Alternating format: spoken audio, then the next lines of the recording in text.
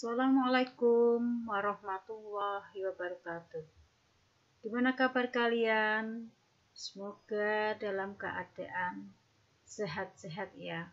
Walaupun kita tidak bisa bertatap muka secara langsung dalam pembelajaran hari ini, kita dapat melakukan pembelajaran mengenai jarak jauh atau PJJ. Nah, kalian tetap semangat dalam belajar IPA hari ini dengan mempersiapkan materi buku IPA kelas 7 pada semester kedua, dan siapkan juga alat tulisnya.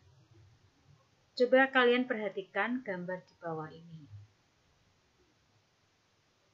Ya, setelah mengamati pada gambar tersebut,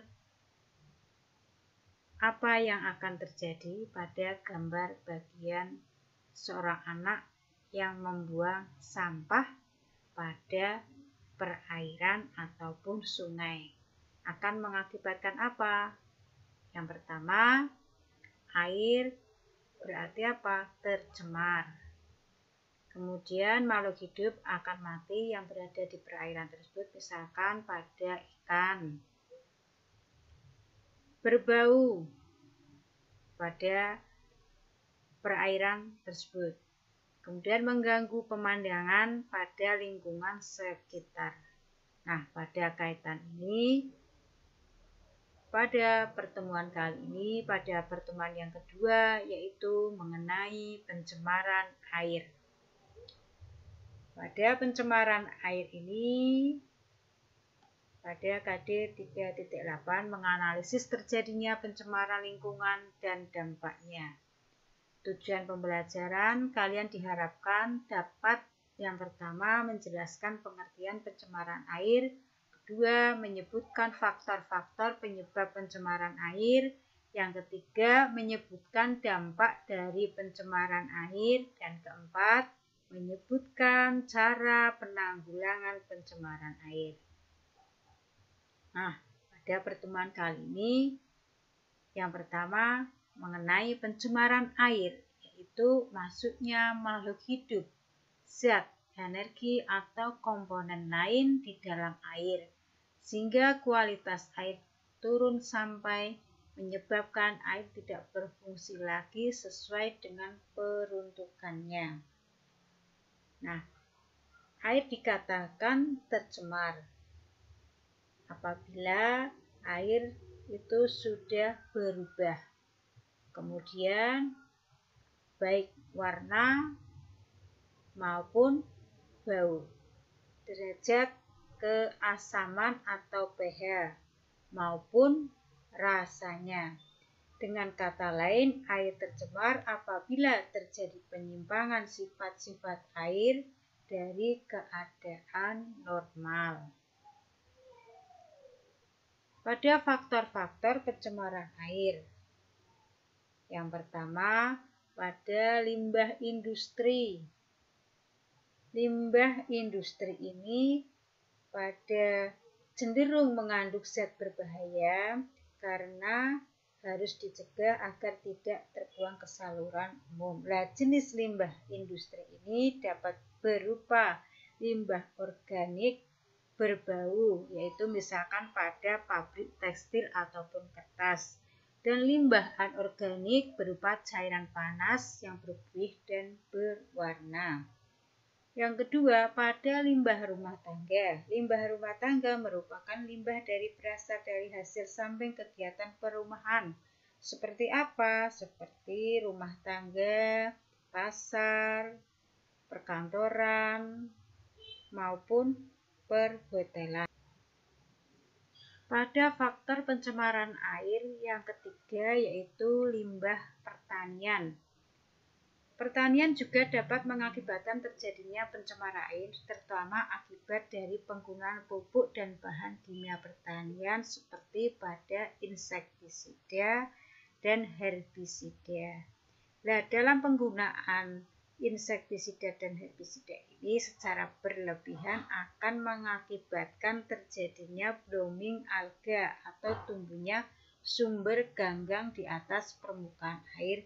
Misalkan tanaman ganggang ini saya contohkan pada enceng gondok.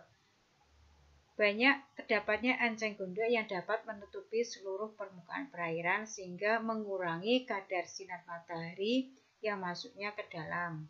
Akibatnya proses fotosintesis fitoplankton terganggu dan kadar oksigen yang terlarut dalam air menurun, sehingga merugikan makhluk hidup lain yang ada di dalamnya.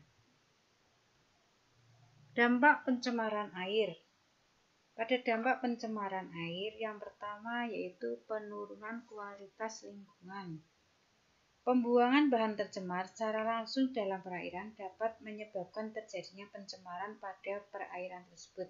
Misalkan di sini pada pembuangan limbah organik yang dapat menyebabkan peningkatan mikroorganisme atau kesuburan tanaman air sehingga dapat menghambat masuknya cahaya matahari ke dalam air.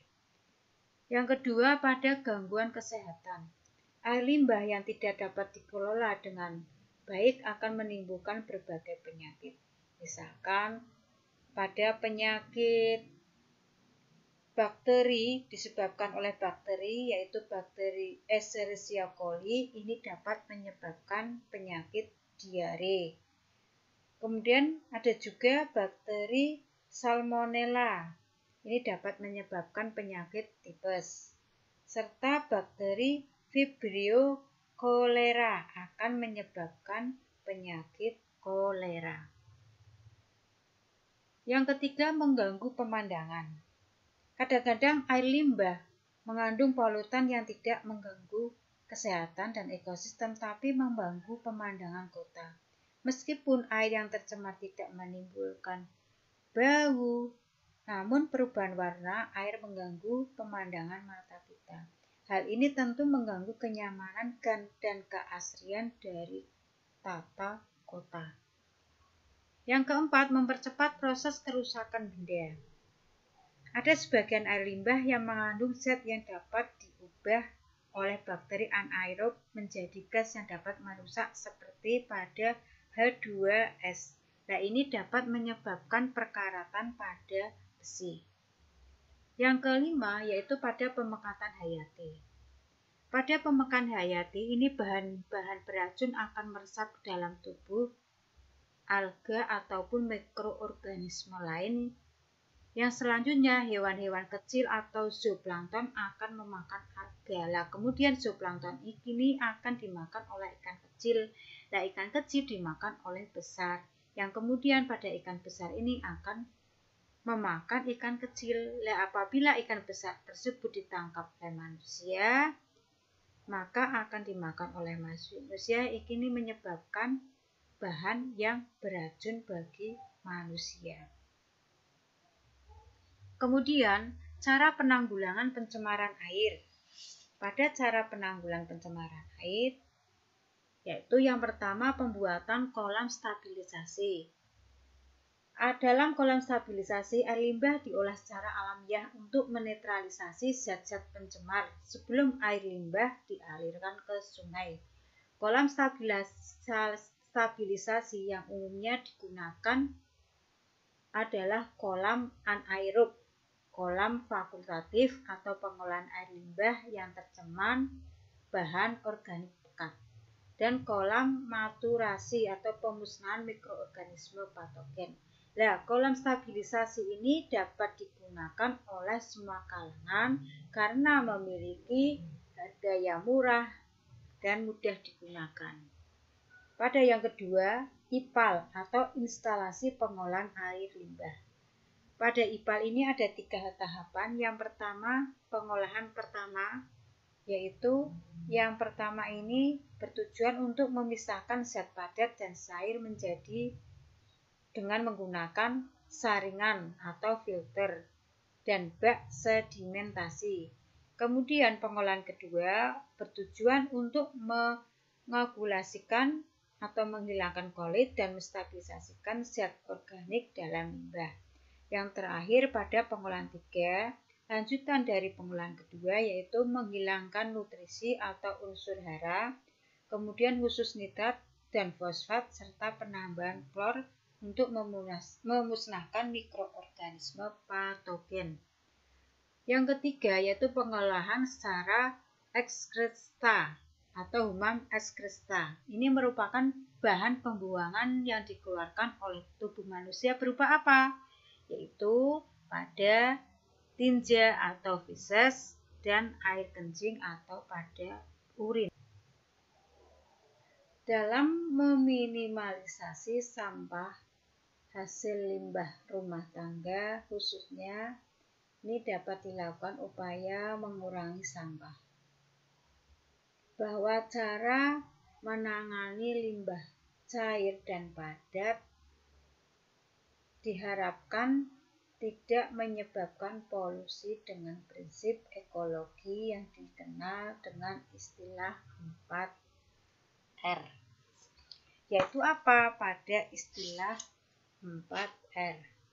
Yang pertama, recycle, pendaur ulang. Proses recycle misalnya untuk sampah yang dapat terurai. Misalkan apa sampah yang dapat terurai? Sampah dari dedaunan, ya, itu dijadikan sebagai kompos. Nah, kompos itu dapat digunakan untuk sebagai pupuk.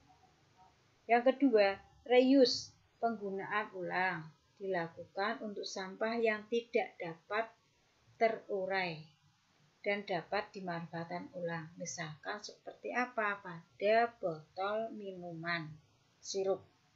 Nah, botol minuman sirup ini dapat digunakan lagi atau dapat dimanfaatkan lagi untuk penyimpanan air minum.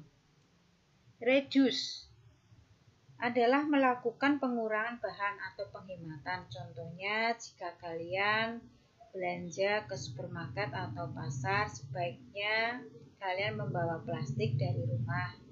Nah, janganlah kalian meminta plastik tersebut di toko atau supermarket tersebut karena akan sia-sia saja, hanya dibuang saja sehingga tidak dapat digunakan lagi.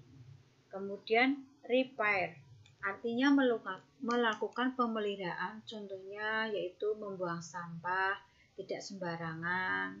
Buanglah sampah pada bagian tempatnya sesuai dengan wadahnya dari organik ke anorganik.